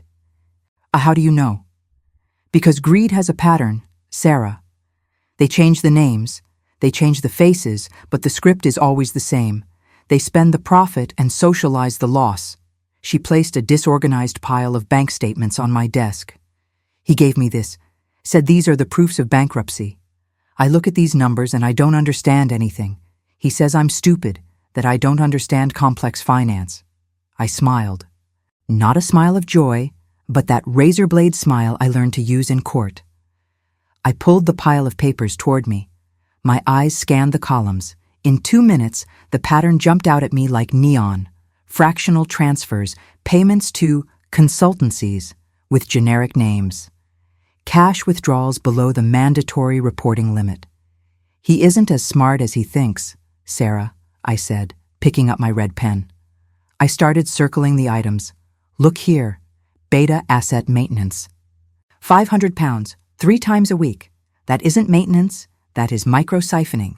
And here, rent payment for a property in Surrey that isn't in his name, but an LLC's. I stood up and went to the whiteboard on the wall. I started drawing the scheme for her. Your husband isn't bankrupt. He is hiding the money. He created a safety net for himself and a hole for you. But the good news is he made the classic mistake. He used the joint account to pay the opening fees for the secret accounts. Sarah looked at the board, understanding dawning on her face. Fear was giving way to anger. What do I do? She asked. You do nothing, I replied, returning to my chair and interlacing my fingers. You go home, you smile, you sign whatever he asks you to sign, but bring it to me first so I can correct it.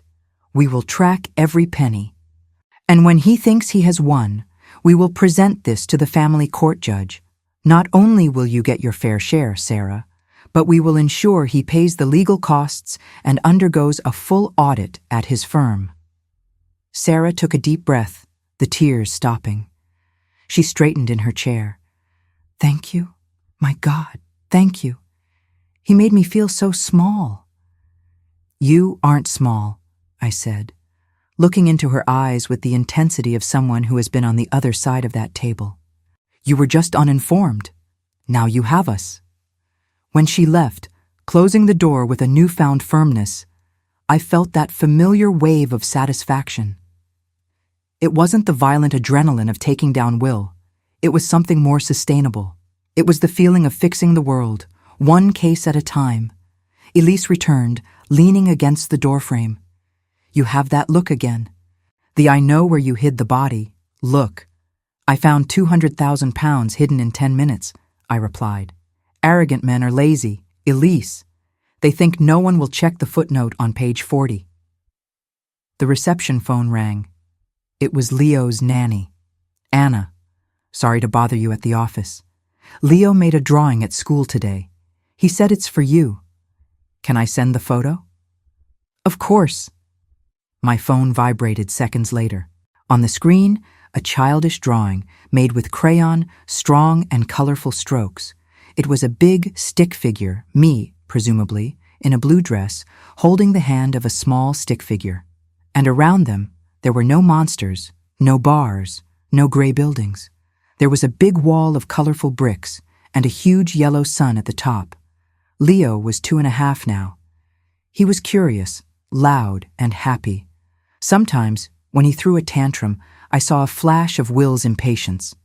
But then I corrected him with love, with patience, and the shadow disappeared.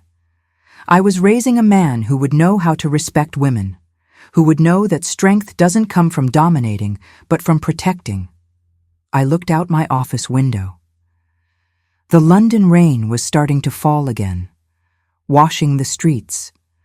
I remembered the Anna who looked at the rain from the window of the 40th floor of Vanguard, terrified, pregnant, and alone. That woman seemed like a stranger now, a distant relative who died so I could live. I wasn't afraid of the rain. I had built a solid roof. But there was one last thing pending, a loose emotional end I had avoided for 2 years. Will. I never visited him, never answered the letters he tried to send through lawyers, all returned unopened. But to close the loop completely, To truly turn the last page, I needed to see him one last time, not to fight, not to gloat, but to confirm he had no more power over me. I grabbed my bag.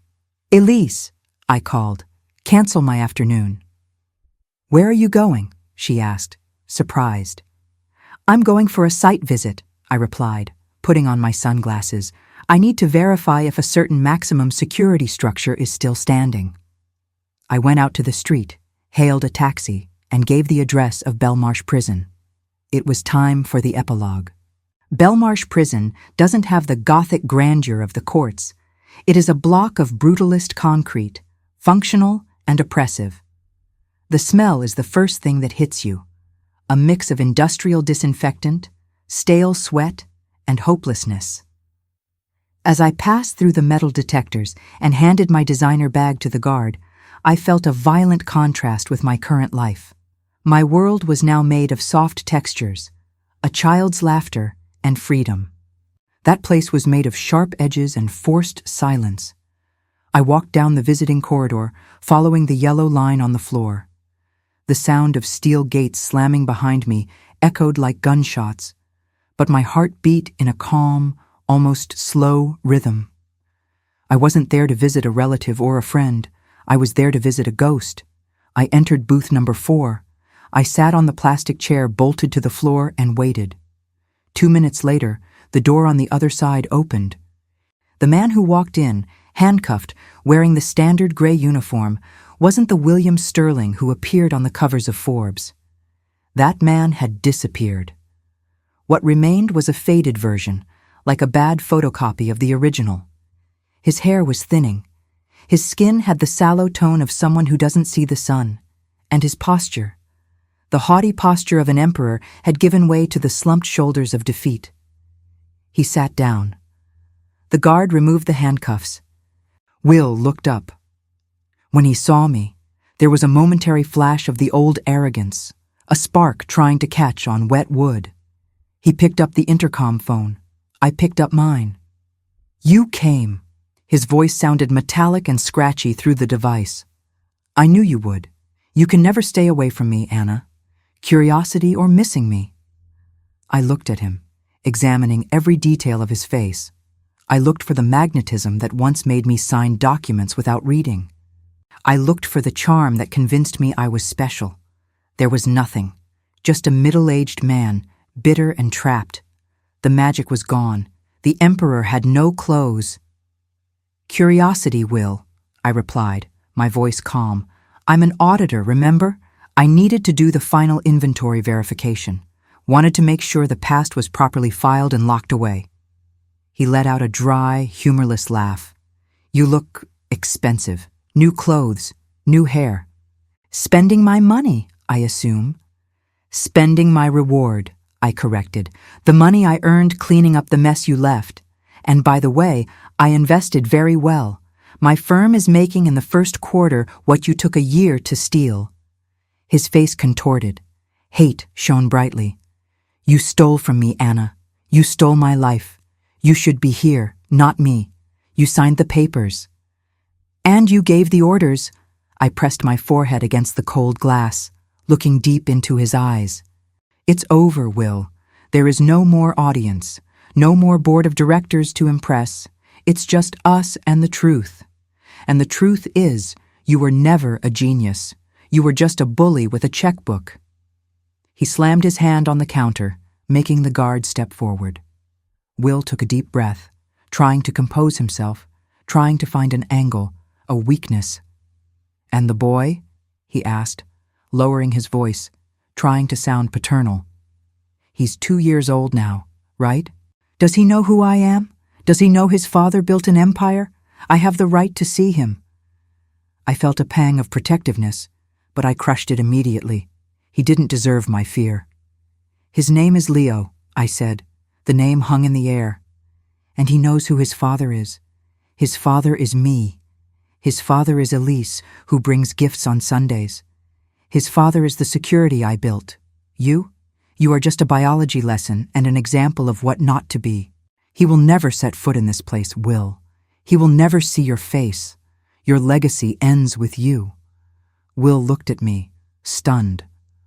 For the first time, the reality of his sentence seemed to hit him completely. He had nothing. No money, no reputation, no lineage. He had been erased. Anna. His voice trembled, losing strength. Please, I'm alone here. They hate me. I miss you. I hung up the phone. There was no grand final speech, no screaming.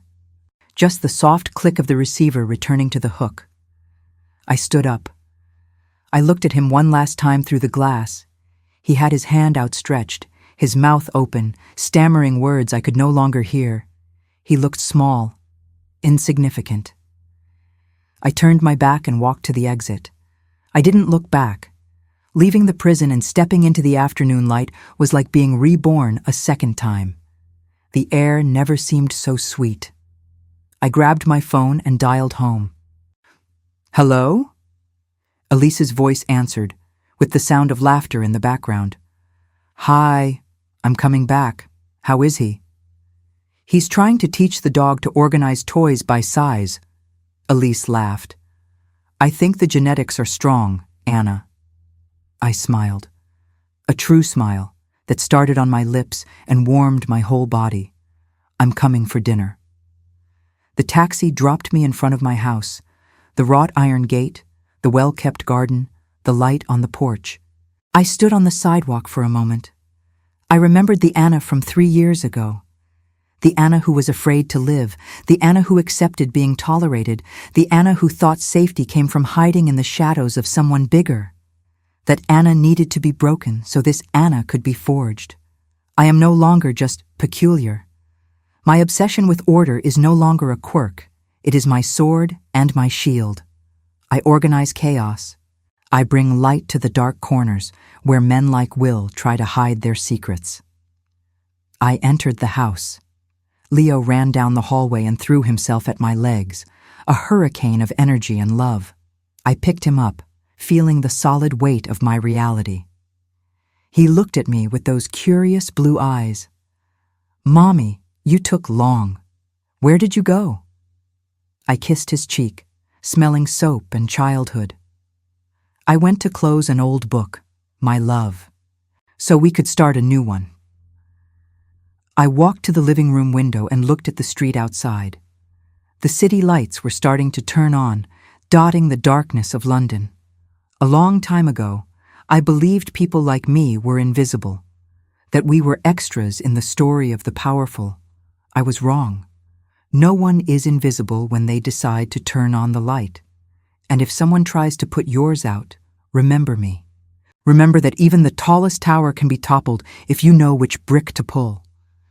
Revenge is a dish best served cold, they say. But justice?